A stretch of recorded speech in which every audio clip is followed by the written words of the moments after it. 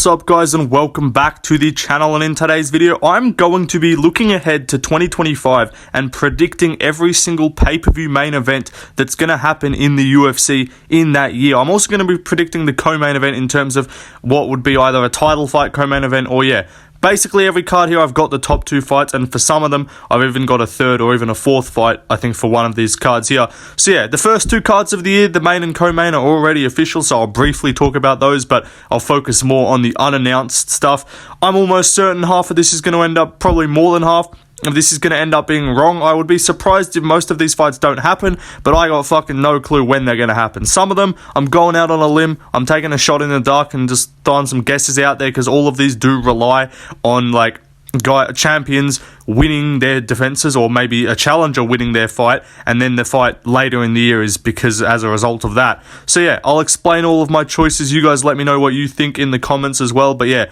these are all going to be fucking wrong in the end of it, so who cares? But let's get started off with the first pay-per-view of the year. So to start off, I'm predicting here, the main event is going to be Islam Makhachev versus Arman Sukian, and the co-main event is going to be Merab versus Umar. Crazy prediction, I know. Just per sources, guys. I don't know if any of you guys have heard about this. This is what I'm guessing is happening, going out on a limb. But no, this is the confirmed main and co-main. I've already given my predictions. I'm picking Islam, and I am picking Merab.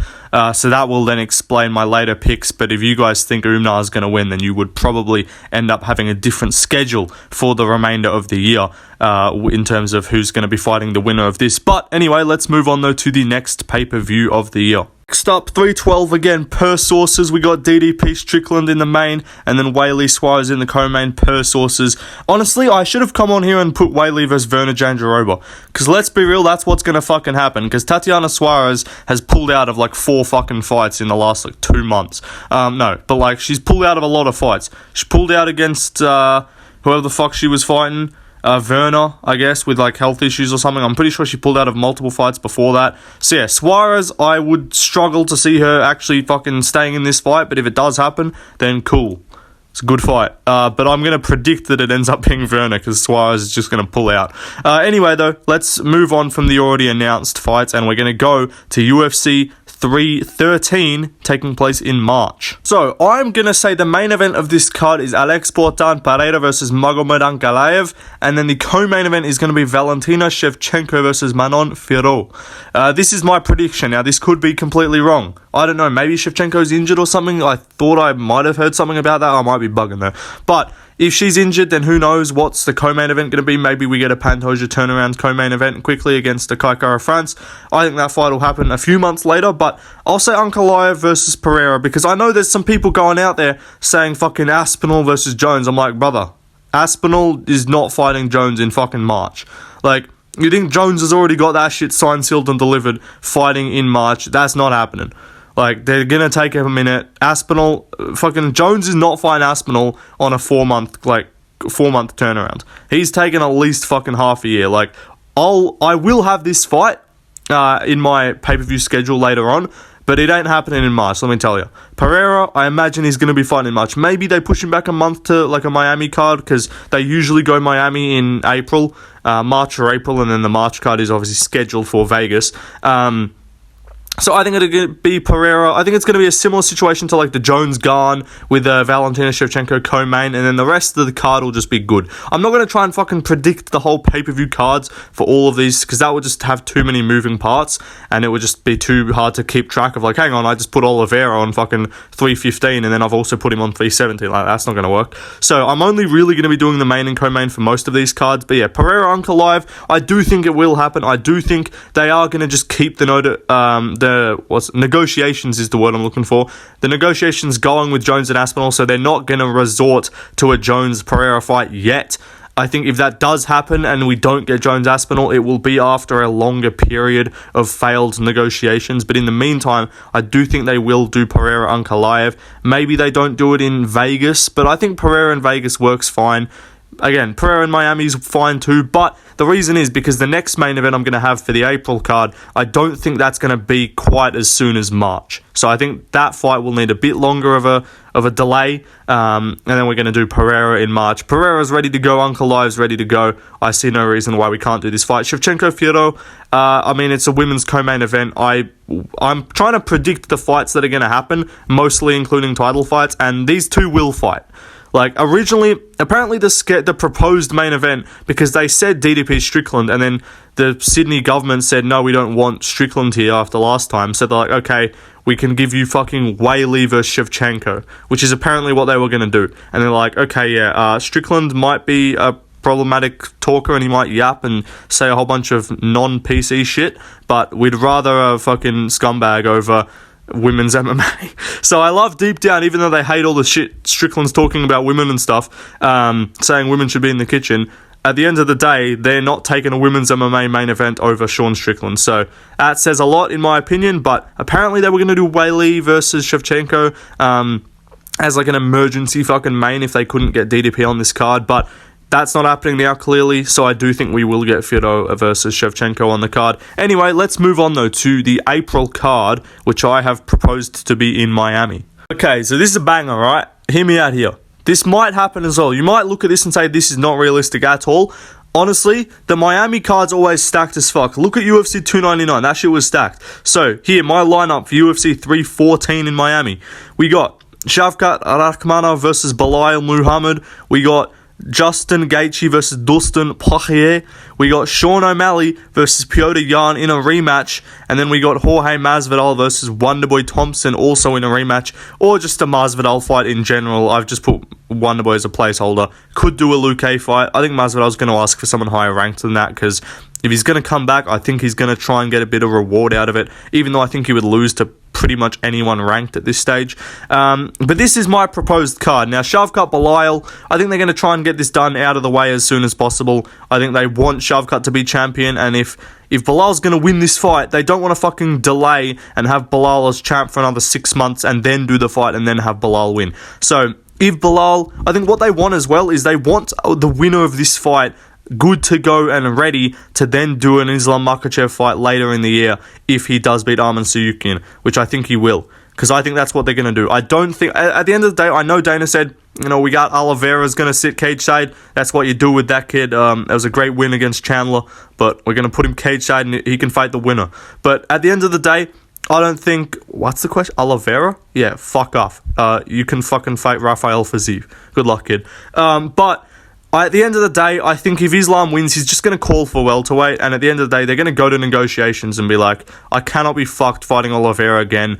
It's a way bigger fight for me to go up. Like, Oliveira fight would do numbers, but it wouldn't do, like, crazy interest. It wouldn't be like, we haven't seen enough, in my opinion, from Oliveira to say that he beats Islam in a rematch. So I think they want this welterweight title fight out of the way so they can have that as an option to do at some point later in the year. So I think they're going to do this fight in March. I think it's a bit too quick of a turnaround. Shavkat apparently had like a torn MCL. That should be fine by April.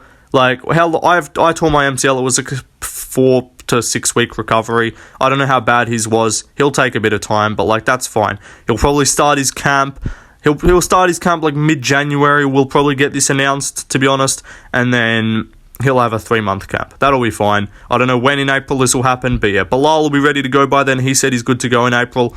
And then co-main event, Poirier Gaethje. Now, I don't want to do the endless fucking rematches or trilogies, but I'm thinking, like, Poirier's saying one more. I don't think he's rematching or trilogy. I don't think he's doing a trilogy with Holloway. I just don't think he's going to do that. I don't think he's rematching Dan Hooker, and he's not fighting Oliveira, and he's not fighting Chandler.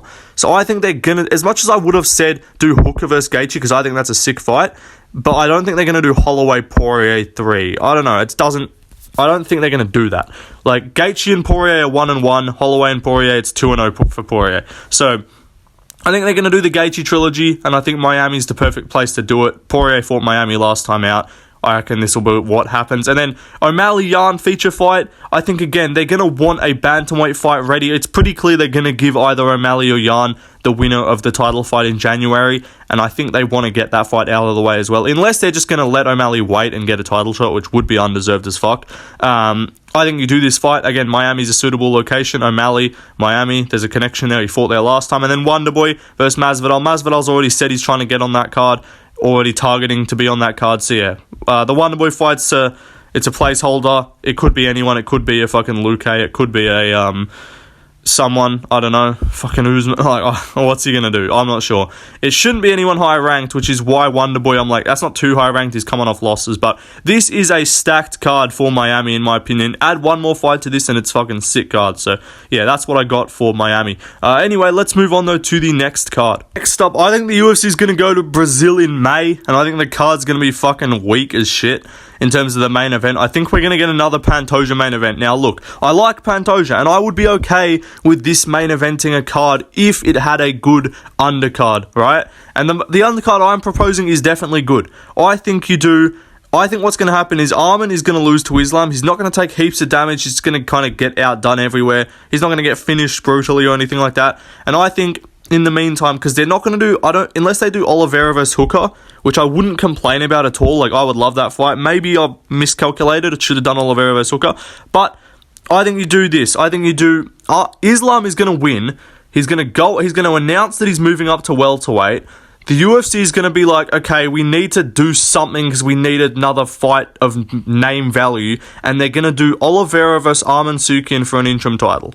I think that's what they're going to do. And then they're going to do that as a placeholder of like, okay, Islam, if for some reason you choose to if you lose to at welterweight and you want to come back down, you can come back down and fight the winner of this. If not, we'll just promote them to undisputed champion and then have the winner fight Ilia Topuria at some point. I'll clarify all this later on. So I think this is what's going to happen. It will not be for an undisputed belt. Maybe it is. If Islam just wins and vacates immediately and says, I don't care if I lose at welterweight, I'm staying at welterweight, then he might just vacate the belt. But if he says, I want to do that whole double champ thing and have the two belts around my waist and actually be a simultaneous champion, then they'll do this for an interim title and then they'll promote the winner to undisputed if Islam officially vacates after he wins the second belt. But if Islam loses the second belt, as I said, and wants to go back down, you can just rematch one of these guys. It wouldn't be the most exciting thing to like immediately rematch Arman. But if the fight's competitive, but that's more so if it's Oliveira. Like if Oliveira wins dominantly and Islam loses, I think even if Islam loses, I think if Oliveira or Arman, if that's the situation that occurs, I think he'll just stay there. Like I don't think Islam is coming back down for a fucking Gaethje fight or a Dan Hooker fight or a Holloway fight. Like I just don't think he cares. I think he'll just go up to welterweight, especially if Shavkat beats Bilal. Right, that's what I think will happen. So we'll see. This all remains to be seen. This is why I'm not confident this happens at all. But yeah, I think we get this for an interim title. Maybe they just main event it. Or if it's an undisputed title, they'll main event it. I'm probably optimistic in saying we're going to get Charles Oliveira on a Brazil card because I think Oliveira's just turned into an American pay-per-view draw now. Like he's just going to be in the States. So Pantoja versus Kai Kara-France is actually what I do think will end up main eventing. And then this is like a secondary fight where I'm like, this would be a great main or co-main, but I doubt it'll happen. I know people are going to say, do Pereira Ankalaev in Brazil. Ankalaev's not going to fucking go to Brazil. He just won't. I don't even know if he can fight in America. We don't know. Probably can. I don't think he's got as bad relations as Hamzat. But yeah. And then Figgy Aldo, that doesn't even necessarily have to be them fighting each other. That's just them both fighting on the card. Just stack the name with Brazilians. Get fucking Costa on there. Get Moicano on there if he beats Dariush. That's a good... do Moicano versus like Dan Hooker on this card if Moicano beats Dariush. That's what I want to see. So yeah, you could stack a Brazil card even if it's got a Pantoja main. And at this point, I don't mind Pantoja main eventing pay-per-views. I actually don't. Maybe you guys tell me if I'm bugging in the comments. But like, if this dude gets 2 pay-per-view main events a year, because there's always some weaker pay-per-views. There's always, like, weak main events. Like, 279 was fucking Diaz-Ferguson, bro.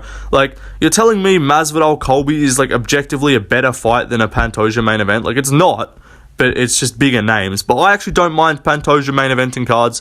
Not all the time, which I'm going to have him fights another time later in the year, and that won't be a main event. But, yeah. This is probably this is my proposed Brazil card. Like the May pay-per-views are always pretty weak. Like last year was Pantoja Erceg. The year before was Cejudo Aljo. The year before that was Gaethje Oliveira. So that was good. But yeah, the May pay-per-views are typically pretty weak. Like May and like September or like May and August are usually quite weak months for the pay-per-views. Usually the February pay-per-views are pretty mid as well. But some of them have been decent. Anyway, let's move on though, because this video is going to take way too long. Okay, so this is my proposal for the Spain card. Now, a lot of you are going to be asking, why haven't you got a Topuria fight yet? Because I think this motherfucker, this Conor McGregor fucking wannabe, it wouldn't surprise me if he goes and rapes some chick now just because he's trying to follow in Conor McGregor's footsteps. Allegedly, of course. I don't even know what I'm saying, but Ilya, I don't think he's going to be an active fighter. Like, we're not seeing this dude show any fucking interest in maintaining activity. This dude wants to dip by 30, and now he's already saying he wants to fucking go up to lightweight. I think that's bait. That's why I'm baiting you guys in the thumbnail as well. Ilya Topuria maxing, just showing things that I'm not actually going to do, doing things I'm not going to actually do. So, I don't think he's going up to lightweight. I think he's going to beat Volk, and then he's going to be like, okay, I've cleared out the division. Even though he hasn't, like, beat Lopez and Volk. Like, objectively, I would prefer it to be Ilya versus Lopez in Spain. I just don't think that's going to happen. Like, they're just going to do Volk. Because Volk's been strung along this whole time.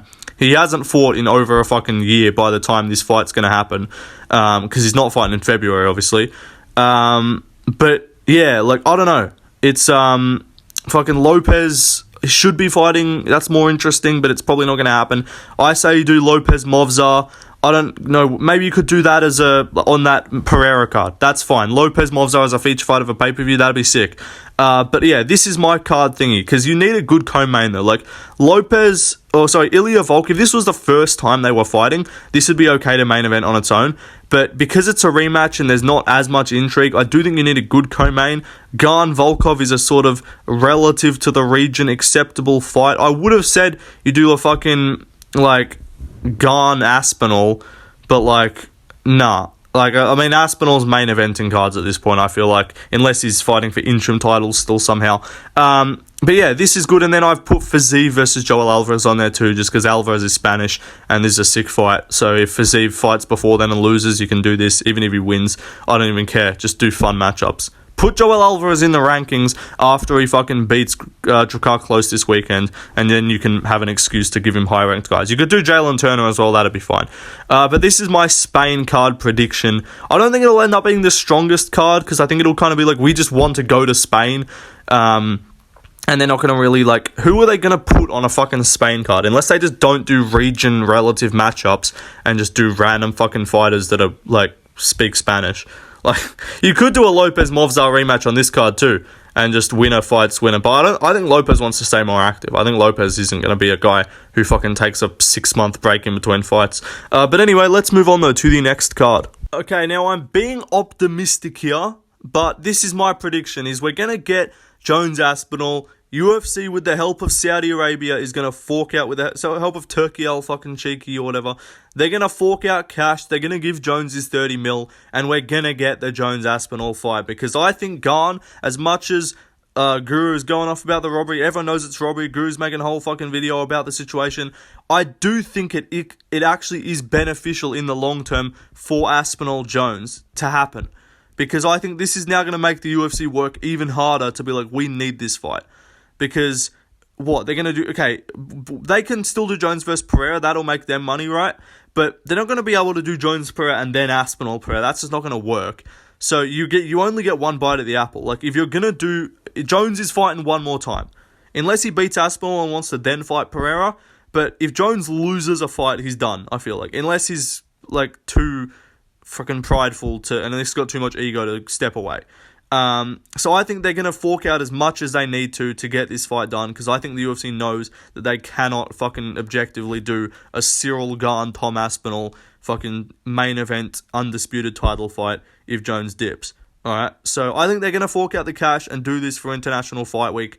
Again, it's optimistic to assume, but this is why I'm giving it more time, and it's not going to fucking happen in March. If it does, amazing. If we get Islam Arman, Dricus Strickland, and then fucking this, and then Aspinall Jones as the first 3 main events of the year, we're laughing. Like, this is going to be incredible. I don't think we will. I do think we're going to get a few weak main events, but yeah, I think this will happen International Fight Week. It'll take a bit of time. Jones will sit there and be like, I don't want to fight him. He's going to do his little fucking gay voice. I don't want to fight him. I'm not worried about the Aspinall fight. I really think I need to fight Pereira. Like, shut up, you fag. Anyway, Yeah, but the co-main event, Hooker versus Holloway. I think this fight will happen unless they do unless they do Hooker versus Oliveira. I'm shocked. Like, it's a weird matchmaking thing with lightweight because the big stars are fighting each other. Like, you got Poirier, Gaethje, Holloway, Hooker, and then Oliveira. It's those five, right? And then someone's going to get left out there. And I think it's going to be Oliveira that gets left out to fight Arman in a rematch. So I think this is what they're going to do. I think they're going to do Holloway versus Hooker. They're not going to do another title fight on this card. They're not going to pay more money than they need to. I'm sure Holloway's getting pay-per-view points, but apart from that, the rest of this card will be weak as fuck. Like, you already know we're getting like a fucking... We're getting a fucking Holly Holm feature fight. Like, we're getting a Mayra Bueno Silva versus fucking Irene Aldana feature fight on this card, boys. Just get ready. But it's going to be a sick main, hopefully. Anyway, let's move on, though, to the next card. And now this next card, it's weak. Don't get me wrong, it's weak. But they usually do 2 cards in, like, July. Like, we saw last year, they did the Volkanovski-Yair International Fight Week card, and then they did the Salt Lake City card later in the year. I know the Salt Lake City card this year was in October. I think we're going to go back to the July, August kind of area for the Salt Lake City card. And I think we're going to get a pretty weak main and co-main. I think it'll kind of be a bit of a throwaway card. I'm saying Merab and Yan. Now, this is under the assumption that Merab beats Umar and the Yan in my proposed fight in Miami beats O'Malley. If not, I think it's the winners of these fights will fight in maybe Salt Lake City. Maybe they just don't do a Salt Lake City card. I don't want this in Salt Lake City. I don't want to put Merab in Salt Lake City because fucking God-fearing fucking alhamdulillah for his fucking opponent that they can live.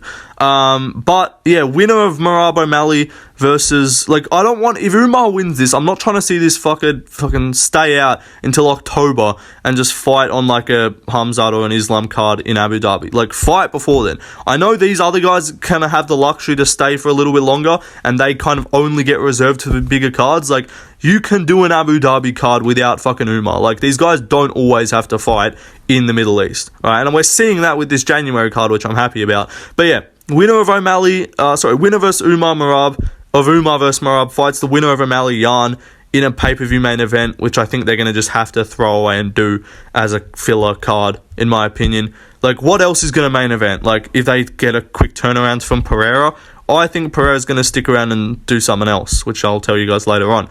And then the co-main event, Kayla Harrison versus Juliana Pena.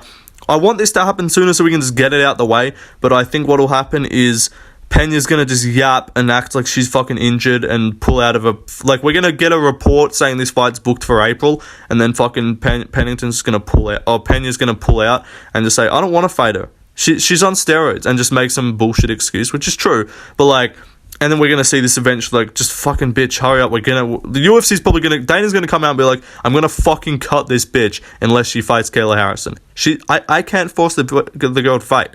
I can't force him to fight, but she's clearly scared of her. So I think we will eventually see this made, but I think it will take a while because I think Pena's just going to yap and refuse to fight her. Like, bro, she called out Nunes to a trilogy and told her to stop ducking when they had Kayla Harrison on the camera. Like, yeah, anyway, let's not talk about this. Moving on, though, to the next card.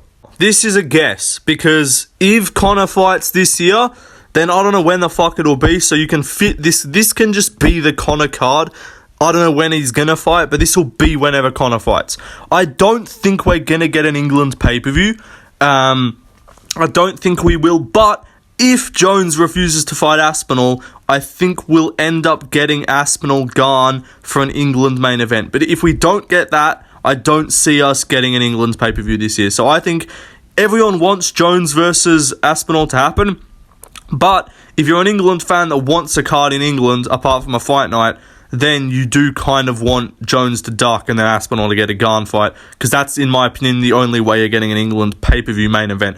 Because originally I was planning this video and I said Leon versus Shavkat. I said Leon's going to fight in England in April or March and then he's going to beat his opponent. But I don't think he will. I think he's going to fight like Sean Brady or JDM. And I would pick him to lose both of those. So I'm not sure. We'll see what happens. I don't think we get an England main event. But if Conor fights, I don't know when it'll be. Maybe September, maybe August, maybe whenever. This isn't even really exclusive to just... This isn't the date I'm predicting. But Conor, if he fights, I do think Chandler will get the fight. I hate it. He doesn't deserve any big fights, Chandler. but I think they'll just stick with it. It'll be easy to do. Maybe they do a Dan Hooker Conor fight. That'd be awesome.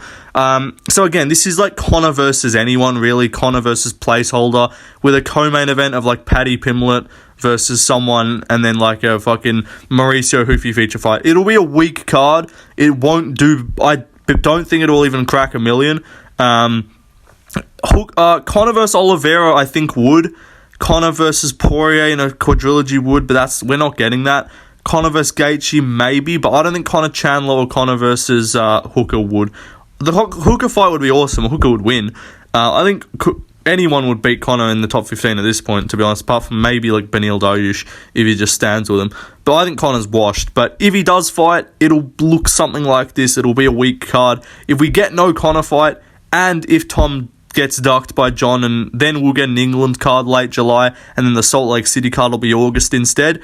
But I don't know what will happen there. Anyway, let's move on though to the next card. Next up, I think we're going to get this September card. Is not going to be in the Sphere again, but it'll do. They're going to do this Noche bullshit, I think, every year now. We're going to get this September pay-per-view dedicated to Mexicans, even though there's none of them as champions right now. No Grasso anymore, which is honestly good, so we don't have to fucking get a Grasso main event. But I think they'll do a Lopez versus Volkanovski. Okay, this is my kind of semi-bold prediction. Ilya's going to beat Volk in the rematch. He's not going to finish him. Maybe a hot take. Maybe I'm completely wrong and Volk's going to get fucking flatlined. I think, or if he does finish him, it won't be like a brutal KO. He might submit him.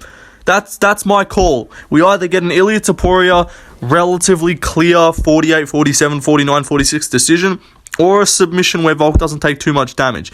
And they're going to need a main event. We're going to have all these talks of like, this fight is being rumoured or this fight is in the works. They're trying to fucking explore options. We're going to hear a bunch of reports for this card. They're not going to be able to get anything locked down. And so they're going to go, okay, Volk, I know you've literally lost like 4 fights in a row. Fight Lopez on this card. Maybe for an interim, maybe for an undisputed belt if Ilya officially moves up after fighting. Look, I would love to say Ilya versus Lopez, and it makes all the sense in the world to be like, okay, Ilya fights Volk in Spain, he then turns around, fights Lopez. This motherfucker is not making a 3-month turnaround. On this schedule, I've got him booked to fight in June, sorry. July, August, September. This Spanish motherfucker is not fighting 3 months later. It ain't happening. I don't know what the quickest turnaround this guy's made in his career was in the UFC, but it definitely ain't 3 months, I don't think, unless it was one of his early fights. But this dude is not an active fighter. He fights every 7 months. I'm okay with it, but again, I think they're going to need a random main event. And so either Ilya's going to beat Volk and move up and just vacate, or he's just going to not fight and they're going to just do this as like an interim title because they're going to be like, Ilya, can you fight Lopez on this card? And he's going to be like, no hablo inglés. And then just fucking refuse to fight him and then just be like, I'm moving up. I don't know what he's going to do. He's going to yap and try and call for a fucking McGregor fight or some shit. So we're going to get an absolute mess on this card.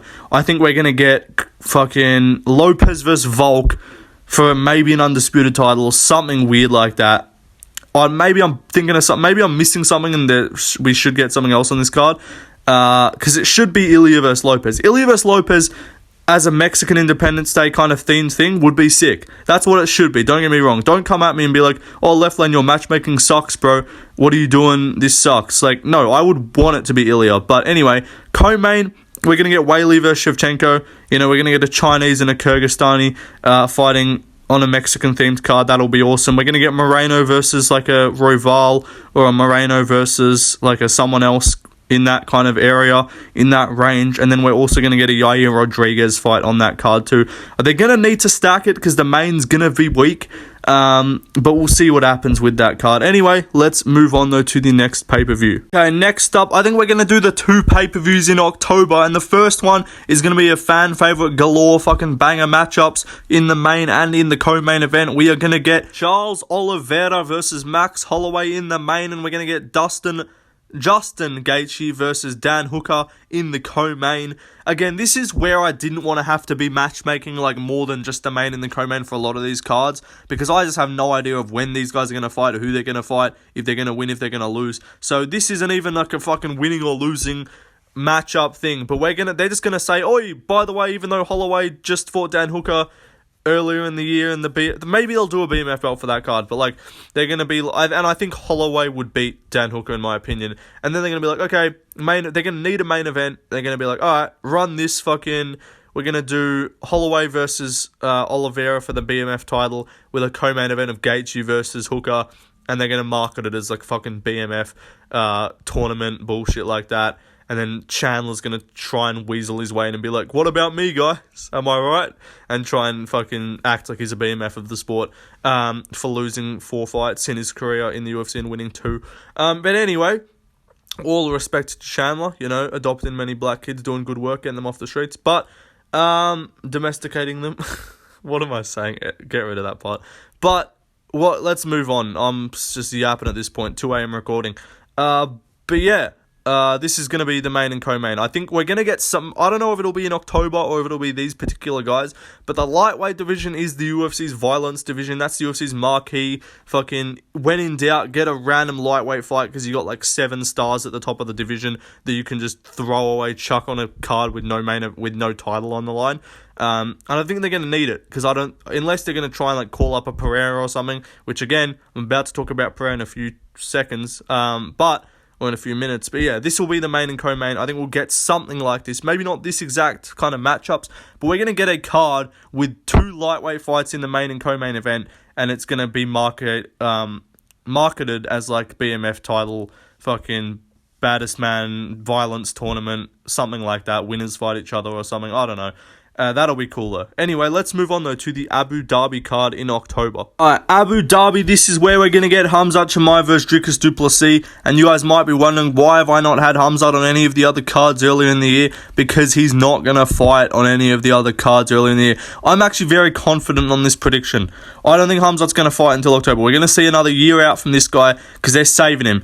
Oil money has been reserved. They've already put aside cash and said, we want Khamzat fighting for a belt in the UAE or in Saudi. Maybe we get a Saudi pay-per-view, I'm not sure. We're already going there in February for a fight night. They're probably going to do like 3 other fucking Abu Dhabi fight night main events in between here. They're probably going to do 2 Abu Dhabi main events, 2 Saudi main events for fight nights, and then the fucking pay-per-view, to be honest. We'll see what happens though. But I don't think, unless there's another Middle Eastern pay-per-view, tell me when you think Khamzat's going to fight. Because if the rumours are true, he can't fight in America. Maybe that's cap, I'm not sure. But it does, because if he could, why the fuck has this guy been routinely like sitting out for a year?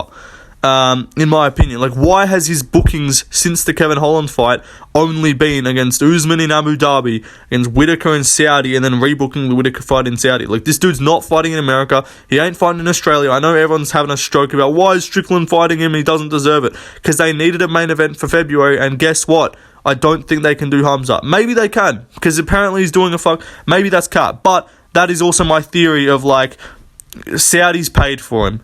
Turkey Al-Sheikh said, I want Khamzat fighting here. Don't take him anywhere else. And plus, I think they got no issue with waiting out for Khamzat. And I think if DDP wins against Strickland, which I think he will, then who's he going to fight? He's going to fight fucking Amavo or someone? I don't know. But yeah, I think this is what we're going to see for the main event. Co-main event, I don't think we're going to have to do with another Pantoja main. I think we'll get Pantoja in the co-main event slot. And I think they're going to, again, be doing the search of who can we find for this guy that he hasn't already beat. Because he's going to beat Kai Kara-France, I reckon, by mid-round submission. And then I believe he's going to fight Asu Al-Mabayev, who is probably going to fight one more time before then and get a close, controversial decision, and they are going to just have to give him a fight. Maybe it's Makayev. Maybe you could swap this out, do Muhammad Makayev in the co-main event against Pantoja. That works too.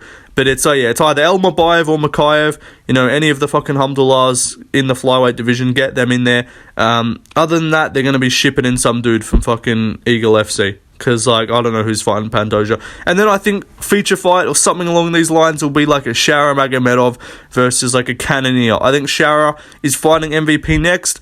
Something tells me he's going to randomly fucking pull off a fluke win there. I don't think he should, but he might. And in that case, Jared Cannonier is fighting Robocop in, I think, February. If Shara wins that, he'll probably fight one more time before then against like a Hermanson or against someone other striker, and then after that I think he'll get a fight with Cannonier on the Abu Dhabi card in the feature fight spot. But anyway, let's move on though to the MSG card in November. Next up, I think we're going to get Tom Aspinall versus Alex Portan Pereira in the main event of MSG. Now, I know I said you can't get two bites of the apple with John Jones, because I don't think he's going to be able to fight Aspinall and then fight Pereira afterwards, because I think he's going to lose to Aspinall. And if he fights Pereira, he ain't going to be like, oh yeah, I just fought Pereira, let me go fight Aspinall. Like, no, he's already said if he's fighting Pereira, he's okay with vacating. So, I think he's going to fight Aspinall. I think he's going to then dip or pridefully just fuck off and then go fight some other bum to try and get a win, to end on a win. And then I think we're going to see Alex Pereira versus Tom Aspinall in MSG as one of the biggest fucking fights, main events of the year, behind the Jones fight. Honestly, these Jones versus Aspinall and then Aspinall versus Pereira would probably be the two biggest fights of the year.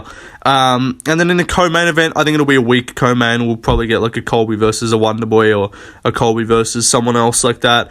In the co-main. Couple other fun fights on the card, but it won't be a strong undercard because the main event will be sick. But anyway, let's move on though to the final card of the year. Alright, for the final card of the year, you guys have been wondering why the fuck is Islam not fought since this January fight? You know, what script are you fucking revealing to us?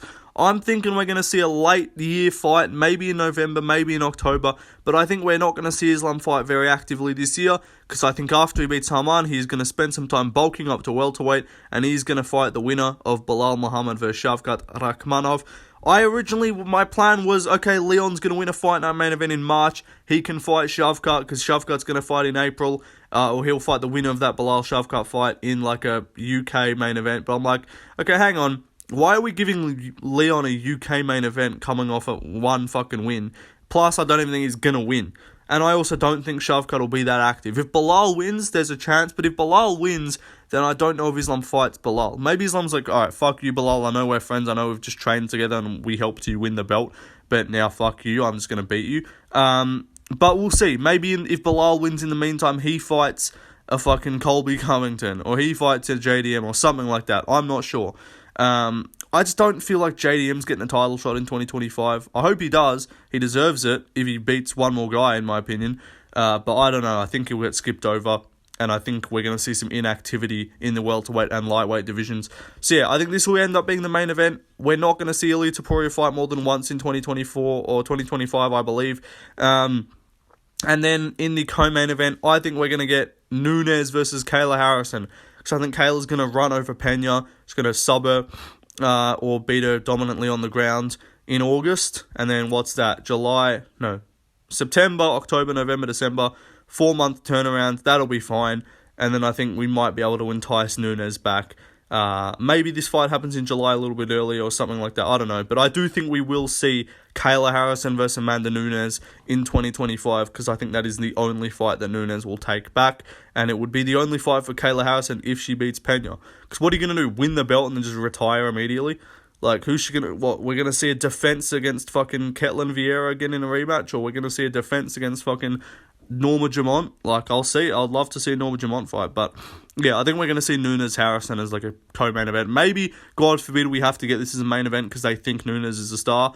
They're like, oh, this is a badass fight. There's two tough cookies. Two badass chicks. This is a worthy main event to pay $80 for. But yeah, I think this will be roughly what we see. Ilia, I'll talk about a few other things before I go.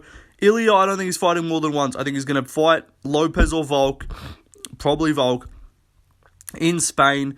I think they're going to spend a while. Look, if I had it my way, I would say do Ilia in fucking March or April, because he's okay to turn around then.